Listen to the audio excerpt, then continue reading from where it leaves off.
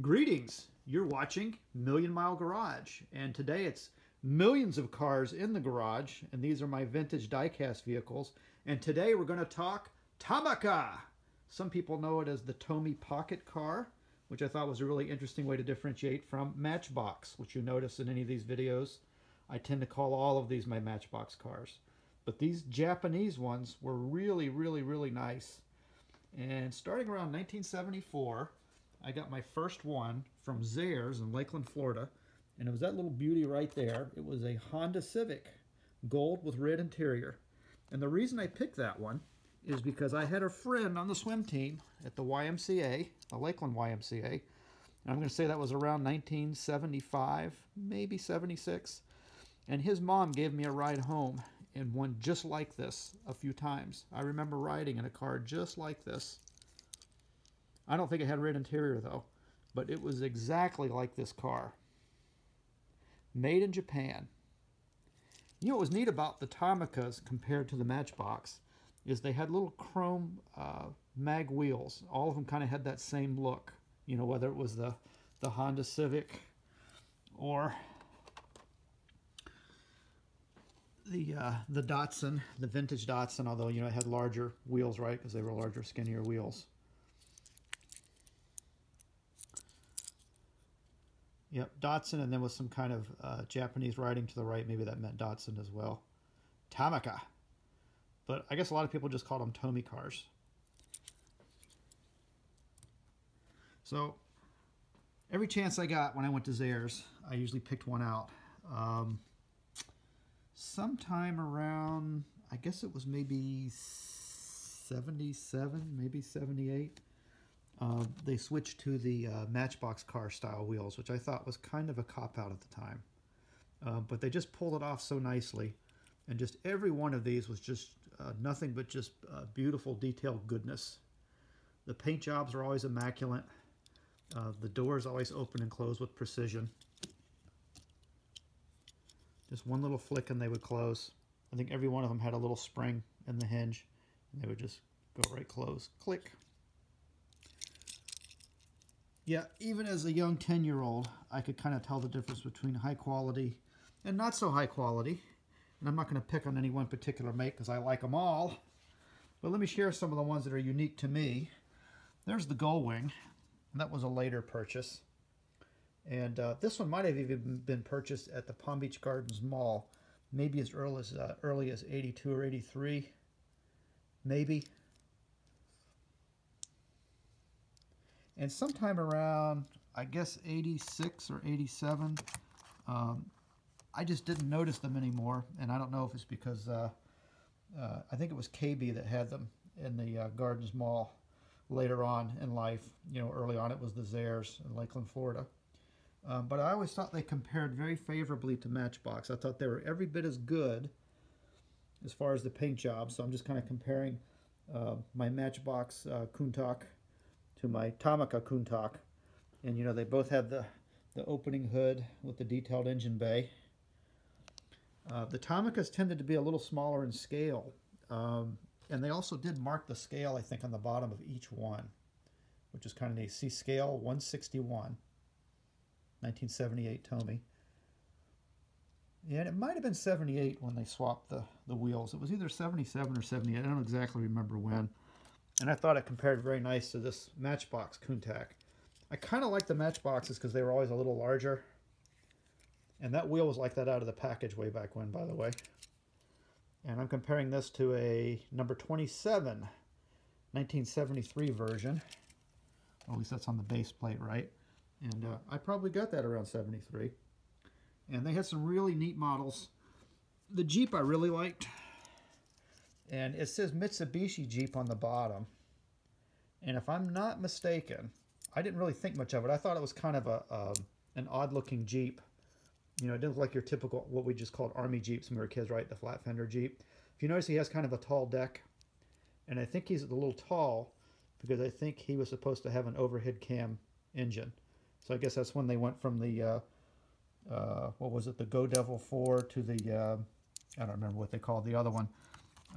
But they did have an overhead valve version of the flat fender Jeep for a very short time. I guess it was right after the Second World War, before they went to the round fenders. And I think these might have been made under license in Japan by Mitsubishi. I think that's why they call it the Mitsubishi Jeep. Kind of cool.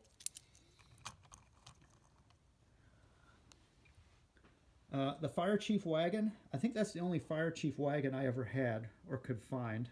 And I'm sure other ones had them, right? I'm sure Matchbox had a Fire Chief wagon. I just never found it at Kmart. And they call that a Cedric wagon.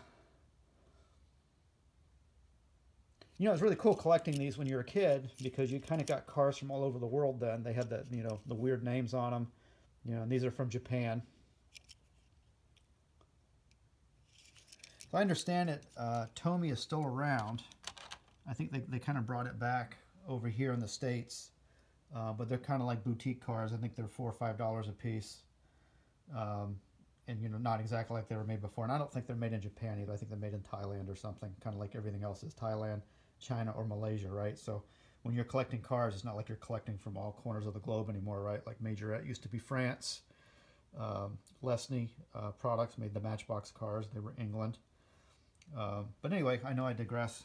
Showing you some of my favorite ones. There's a Mazda RX 500. I always marveled at this one. It has a spare tire under glass. And I thought, just what an odd color choice too, but it works. Red interior. They did a lot of red interiors on their cars. RX 500, made in Japan. And I'm going to say that was probably a 74, 75 purchase, because it still has those really neat wheels. That was one of my favorite things on those. The Sunny, or not Sunny, there's the Sunny. That's the Sunny 1200 Racing Coupe. Here's the Nissan, I think they called it the Fairlady, which I guess was kind of the precursor to the Z cars. 2000 GT. Oh, maybe it's just 2000 GT, that's what they call it, okay. That's a 74 base plate as well. That's probably when I got this car. This was also one of my favorites of the pocket cars. I did have a Fairlady. I thought I had a Nissan. Oh, here it is over here. Which is really, I think, a 280Z. But, you know, because it's, you know, Japan spec, I guess they call it a Nissan Fairlady. And just kind of for perspective, I've got a Hot Wheels of the same year, although I know this one's a 300Z, right? They've got it in very loud writing on the hood, right? Typical Hot Wheels stuff. Also opening and closing doors. But I got to say, comparing fit and finish on these, there's just no comparison. They really, really did an incredible job on the detail. You know, you compare this one. Uh-oh, timber. And then you compare it to the Hot Wheels of the same era. This one's probably a little later. It may be dated. Yeah, 84. So this was probably, half a dozen years later after this one, I would think. They didn't always put the year 79, yeah. Nice replica. Oh, you can see the spare tire underneath the glass as well. Kind of a cool feature. I just always thought these were very detailed. Looks like we have a little bit of a traffic pile up here I created. Sorry, guys. The Volkswagen Beetle. I thought they did a nice version of that. Again, the paint on it is just beautiful. It's just flawless. They put a lot of paint on them, and it was always very smooth. I never got one out of the box that had paint issues. I don't think I ever had one that was a dud. They were always, you know, brilliant like that. Another neat comparison. Here's the Tomy Lincoln, and then here's the Matchbox Lincoln. You see they actually compare pretty well to one another. I'd say they're both pretty detailed for that type of toy and that era. The Matchbox is looking pretty good. It's got plenty of paint on it. The Matchbox has a textured roof like the Dodge Challenger and some of the other cars they did. They also did that with a Mercedes 350 SL. That's a separate piece. They kind of give it that real vinyl top look. I like this one. But comparing to the Tomy, the paint on this is just impeccable. Every one of them looks like a little polished jewel. And again, you know, the doors, they open and close so nice. Just with one little flick, they go closed. They never have a problem. High quality. I wonder if this one's dated. 76. Yep, good times. Nice looking car. Comparing fire engines for a moment. Oh, I do. There's my Hot Wheels fire engine. We'll have to do a comparison on that as well. Let me just take a break for a second and we'll pair off some fire engines. Check out this Tomica fire engine with an extending ladder. And then there's an early Matchbox. That would be the, what number was that one? That escapes me. What is that? Number 35, 1969 on the base. Crimson red. Absolutely beautiful, beautiful paint job on the Matchbox. Gorgeous. Definitely, I would say, kind of puts the Tomy one to shame a little bit. But telescoping ladder. These ladders don't come off, and I have an earlier one that was my first one of these fire engines that didn't fare out so well. Because as a child, right, you always think the ladder's supposed to come off. Somehow my sister and I don't know how we got it off, but it never got back on. And it was loose in the case for a long time. I think it broke one of the tabs off. And then the ladder, of course, as they always do, comes up missing, right? It's the same 69 base, same fire engine, just not in crimson, just basic red. But I would say that the Tomy fire engine was probably my favorite with the telescoping ladder. That was really cool stuff. And again, it just goes right down with your finger and folds down, and then you can put it back in the storage case. Hey, let's compare it to the Hot Wheels fire engine. Okay, sure. The Hot Wheels was a Radio Shack purchase in 1973. My grandfather bought that for me. Pretty cool. And then there's, of course, there's the Tomy. You notice the Tomy is kind of a little smallish compared to the Hot Wheels. And I have to say, I always cherished the Hot Wheels one just because of the cool factor of, like, it's like a 11 as far as fire trucks go, I would say. But nonetheless, that was definitely my favorite to play with. And of course, this one, the ladder kind of would come off. It wasn't really designed to really, I don't think it was supposed to come off. In fact, I think the edge got chipped right there at one point. But yeah, this one, very cool. And now we have the Tomica Hino dump truck compared to the Matchbox number, I think, 28 dump truck. That's around a 1973 vintage. That's probably 74. So basically the same era of toy. And just looking at the Hino truck, you can see the cab tilts to reveal a semi-detailed, looks like a big inline 6 diesel engine. It does tilt back. The windows, I think, are glazed greenish as well. This is just a beautiful metallic green finish. They did kind of cop this idea from Matchbox. You see how there's a black bushing that little nub on the bed sets in, and when you push it down with your thumb, it closes with a very satisfying, precise thunk. And it's got those classic Tomica, early Tomica wheels on it, which were my favorite. And you see how the wheels have little serrations on them, which I don't think the cars had that. So this was to differentiate it as a truck, which is kind of neat. So those were kind of their industrial tires with the same rims. And, you know, again, very precise on the scale. 1/102. Okay, sure. Made in Japan. Tomica Hino truck. Absolutely beautiful. Also, though, I'm not bashing here. The Matchbox, this was very industrial, and that's an industrial color, and that's probably how those things looked. But scale-wise, they definitely, I would think that truck probably would have been a little larger than that one, maybe. I don't know. But, yeah, real life, this one probably would have been a larger vehicle, I would think. Longer, bigger, I don't know. Maybe it is just a tad longer anyway. I guess it is. But, again, the Tomicas tended to be a little smaller. And then I believe this was a number 28 dump truck. It's hard to see because it's corroded right by my thumb. Take my word for it. I believe this is number 28. And I believe I believe I got this in Knoxville, Tennessee in 1973. So that one's been around. So those are about the same vintage. I think this was a 74 purchase. That was 73. Knoxville, Tennessee. And that was theirs, Lakeland, Florida. Good times. There's the Tomy 928 in all its brilliant shininess. God, what a gorgeous model. And then comparing it to a Macau matchbox of around the same era. I'm going to say both of those are in that 78 to 79.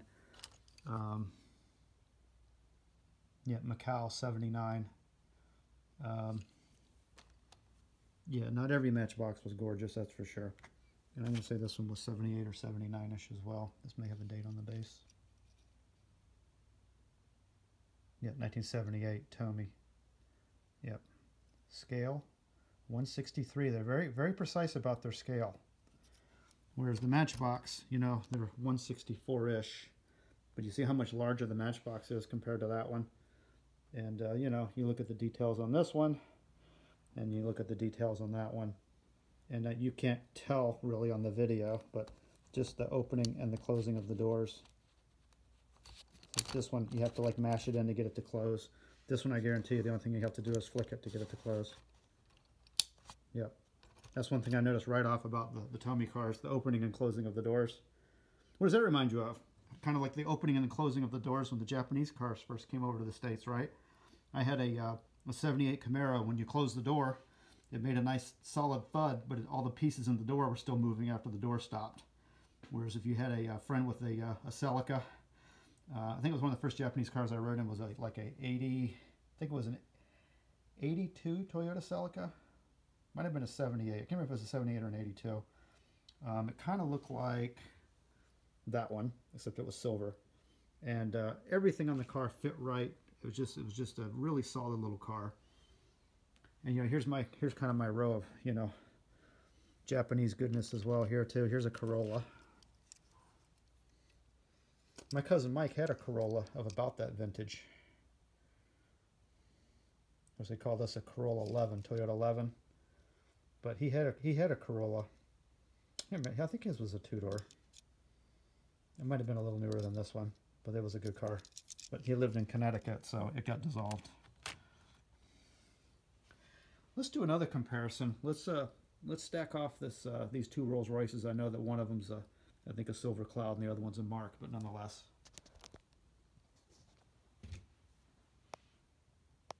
Yep. Fit and finish. Of course, you know, opening and closing doors, they never do much for fit and finish on any miniature, do they?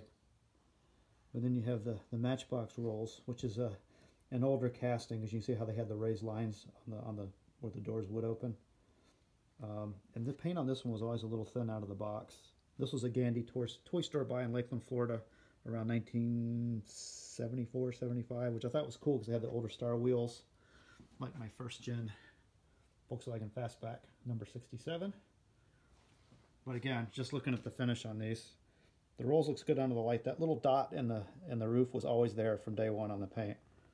This one is just flawless. It just sparkles. It's just unbelievable. And I think, what is this one anyway? Rolls-Royce Phantom. Phantom 6? Okay, sure. Scale 178. Again, they're very precise on their scale. They're right down. 178. Okay. I'll take their word for it. Sure. Beautiful car. And then just take a look at the rolls from Matchbox. Silver Shadow. My initials carved on the bottom. That's nice. And this does have a lot of handling wear. I played with this one a lot. This was one of my favorites. But again, you know, if you're going to be fair, comparing the the paint finish and everything on these, I'm going to say that the pocket car kind of has the edge on the Matchbox rolls, at least that particular one, right? Quality varied a little bit more in the Matchbox as far as the paint department went. Especially if you guys watched it. If you guys were able to sit through that other video where I talked about the paint finish on the Volkswagen Microbus. What else? Have I left anything out? Why don't we do just a couple more comparos? I kind of like those. Okay, not an exact comparison, right? Because they're not the exact model, right? But there's probably a Macau Matchbox.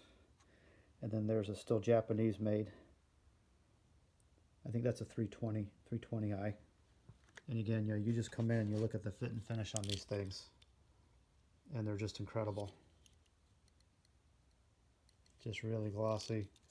A lot of paint. You know, again, you grab the little doors. They open and close so nice. And then just a little flick, it closes. Now obviously I can't do that comparison here, right, because this doesn't have opening and closing doors, but you know, just kind of cheap paint, right? It's not metallic. It's competently applied, and the details are not bad. That's not a bad replica at all. I like this one. Nice detailed interior. It actually has kind of the steering wheel, looks like a BMW wheel. I would say nicely done. Yep, that's a Macau Matchbox, 19, looks like 83. Can't really tell, probably 83, sure. And I'd say this one was probably 78 base plate, 79 maybe. Some of them they don't put it on there, this one they didn't. This one might have been a little later. It's got the different wheels on it, which I didn't really like those wheels. I actually like those wheels a lot better. All right, a couple other things. There's the Tomy boat. Now what's interesting about this is I have the Tomy travel trailer and I have the Tomy boat, but I don't think I ever had a Tomy with a hitch. I don't think I ever found one with a hitch. Although they did fit, I think they fit my Matchbox stuff, and I think I also had just a Yatming. I think I've got a Yatming Ford or Mercury. What is that? Yep, Yatming Ford wagon. That's got the hitch, and I think that works. Does that work? I think it worked on those. Yeah, I think it did. Yeah. Yeah, it worked. Yep.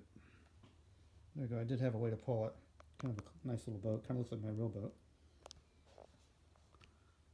There's the Tomy Mercedes. Again, gorgeous.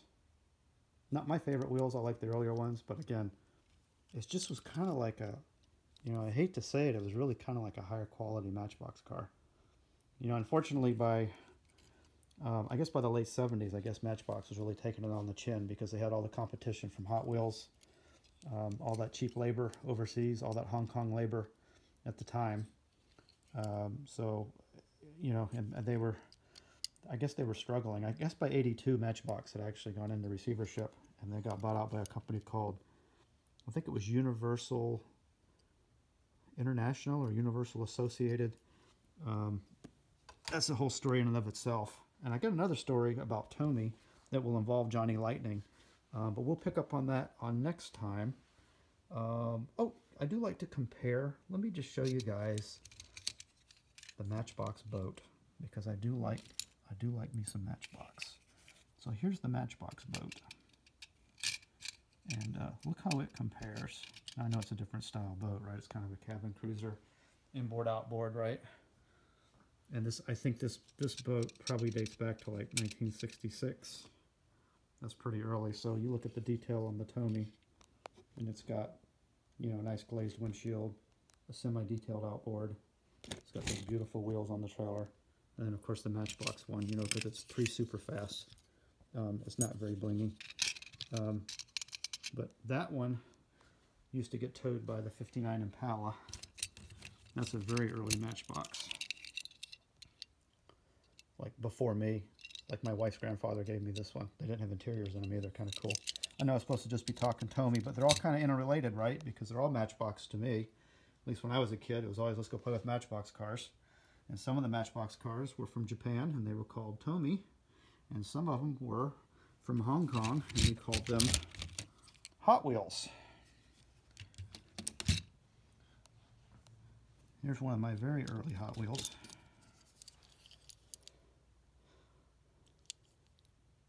Cool stuff, Spectraflame. Clear acrylic lacquer over a zinc base, and they do not age very well, but they sure look cool. Hey, thanks for watching. If I left any of these out, I know I can ramble a little bit. I get excited. Leave me a comment if there's one that I missed that you'd like to see or you wanted to ask about it. Feel free to. I don't mind. This one I'll leave you on. I do like to tell stories, so here's the last one. This one, I think I bought it in 74, 75. And the reason it doesn't have a chrome grille is because we were at a kind of a remote Bahamian island. And it was during the Revolution when they were fighting for their freedom or whatever was going on then. I was a kid. I don't remember. I'm not trying to interject politics here, but I just know that we were playing on the beach. I had a beach blanket, and I had this and a few other cars. And for some reason, we got scurried off the beach. Maybe it was just to go to dinner, but I remember shortly after dinner, problems started. And there was a loudmouth at the restaurant who was a local, but I think he was British.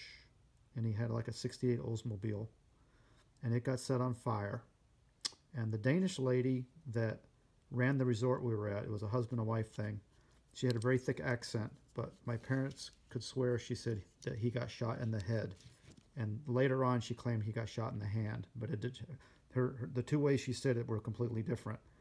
But we basically were holed up in our hotel, barricaded all night, and I think Dad sat there with his 357 worried somebody was going to come through the door. But anyway, all the hubbub, the tide came up and swallowed up my cars.